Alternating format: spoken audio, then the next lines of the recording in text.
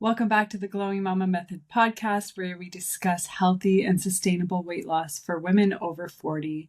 And today we are talking about sleep, which is one of the most fundamental things that you can master in order to optimize your health and your body composition. Now, sleep is one of the four main pillars that we cover in the Glowing Mama coaching containers, and there is good reason for this. If you don't have your sleep in check, the rest of the pillars will feel next to impossible to master. It's going to be harder to eat the right things. It's going to be harder to have the energy to exercise, and your mental state is not going to be at its best. So today we're going to talk about ways that you can help optimize your sleep so that you can thrive in all aspects of your health. Now, the first and most basic recommendation that you will hear me repeating over and over again is that you want to aim for 8 to 10 hours of sleep, if not 8 to 10 hours spent in your bed each night. So if you are used to getting 6 or 7 hours, then it might be a stretch to hit 8 or 9. But as long as you are striving to meet that time frame, then you're in a good place. And if you're just not tired early enough to get that amount of sleep, then you want to at least be in your bed doing something that is going to help you move towards sleep, like listening to something or reading or journaling or doing some nice face massage techniques to keep that skin looking young and glowing. But women should be sleeping upwards of 8, 9, even 10 hours sometimes for optimal health, especially when you are past the baby phase and not yet at the menopause stage. You really want to make sure that you can master your sleep pillar so that we don't fall apart when those menopause symptoms start to hit. So in order to maximize our sleep, we have to first figure out what is it that is blocking you from getting sleep in the first place. For a lot of moms, they are choosing me time at night over getting to bed on time because they just feel like they need that time and space to have alone time and to unwind. And I totally get that. I feel it too. But we have to eventually realize that sacrificing sleep for me time is actually just a form of self-sabotage. And the best thing that we can be doing for ourselves, especially if we're trying to lose weight, is to prioritize sleep over me time and get that me time in other ways. Like I just alluded to, at nighttime, if you are having trouble falling asleep, you can get some me time in by listening to something or journaling or doing some skincare routines that are pouring into yourself in one way or another, but it's not wasting time watching TV, snacking, and just losing sleep so that you can sit and stare at a screen. Speaking of screen time, we're going to want to limit that screen time for at least an hour before you get to bed, especially if you're having trouble falling asleep. Now, there are ways around this because sometimes screen time is necessary. If you work on your phone or computer, if you just want to watch something and that is part of your nighttime routine, then I would recommend getting some blue light blocking glasses that you can wear at nighttime so that your body can actually continue to produce melatonin and get you ready for sleep.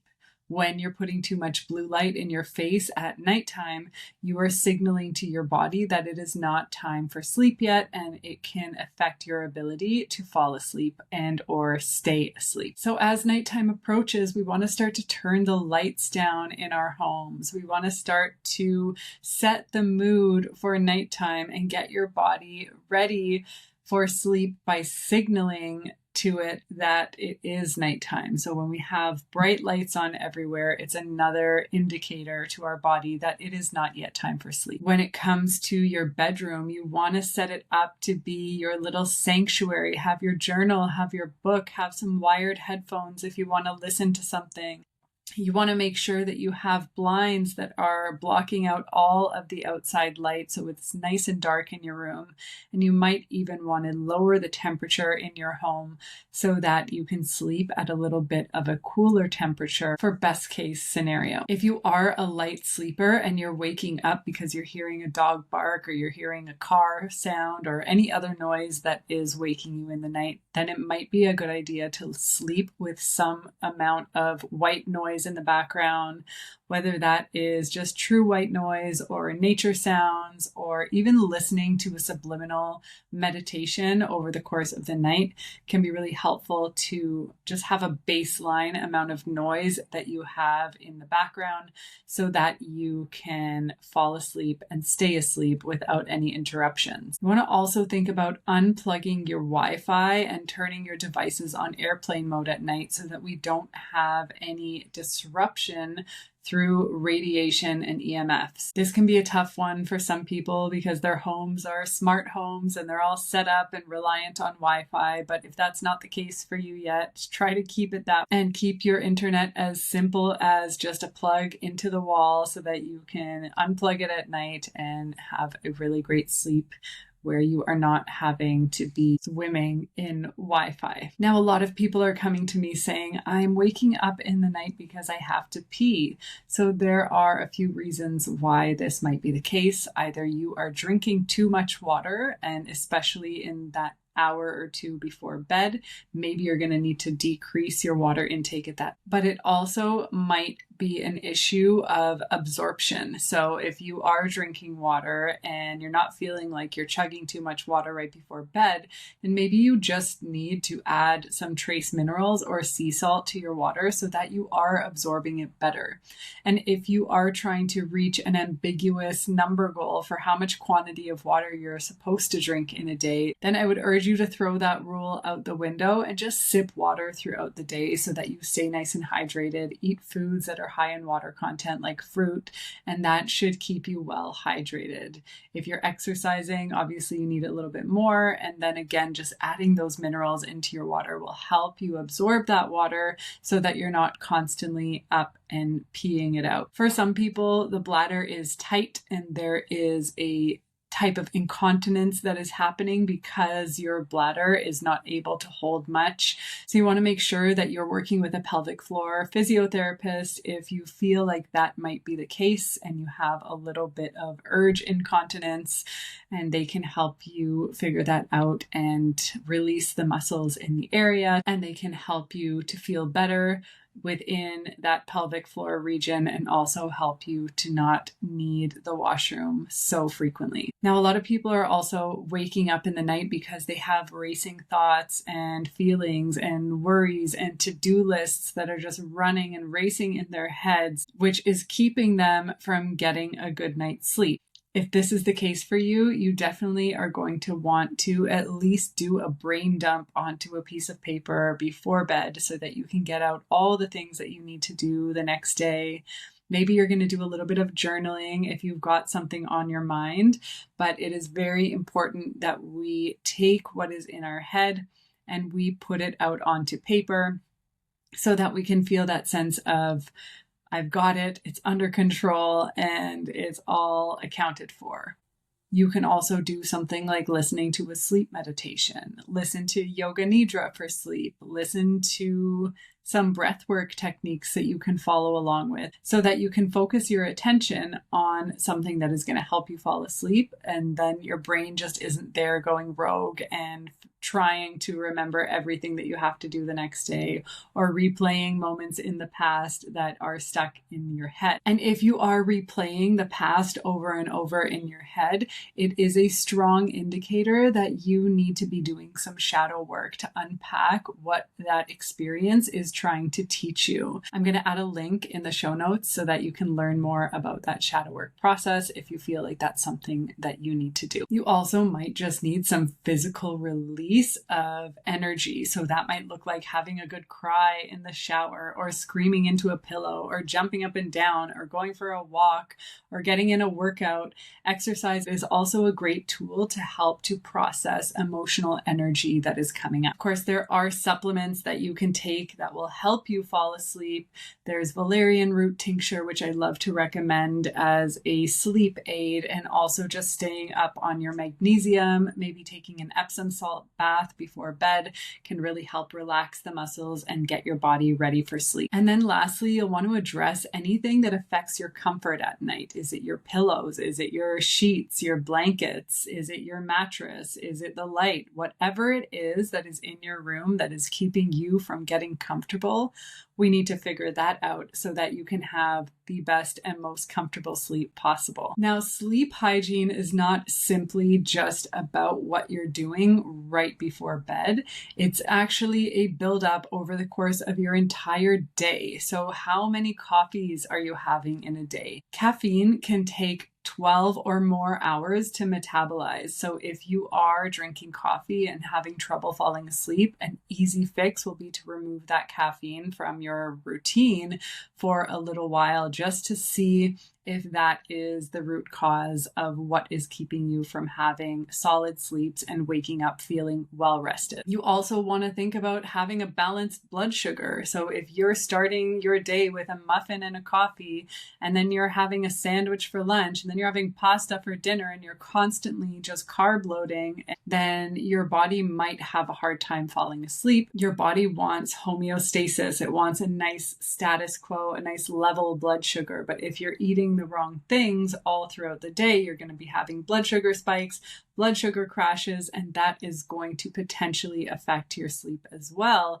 Not only that, when you have a bad sleep, you're going to crave more sugars. So that is a very dangerous cycle to be in. So we would need to address the root cause and work on fixing that so that you can feel more even throughout the day.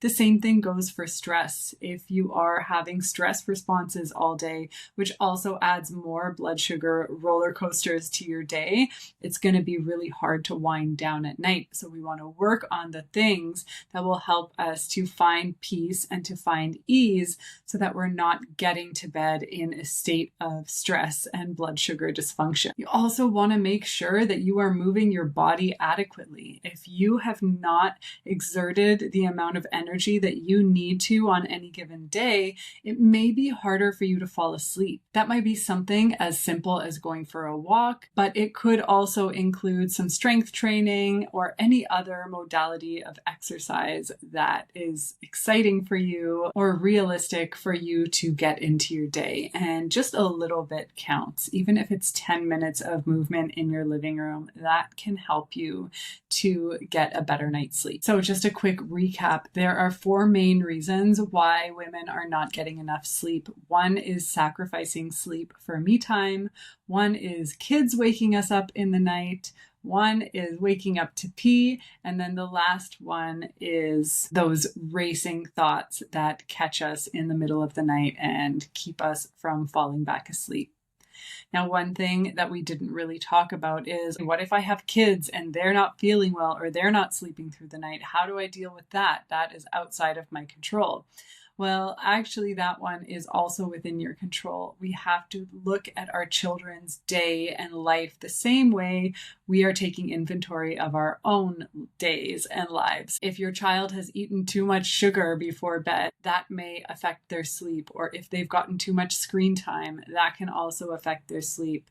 Are you able to do something as simple as give them a bath with some Epsom salts in there, maybe putting some magnesium spray on the bottoms of their feet so that they can have a better night's sleep, which will result in you having a better night's sleep, and then everybody wins. Of course, there are those extenuating circumstances when your kids are not feeling well.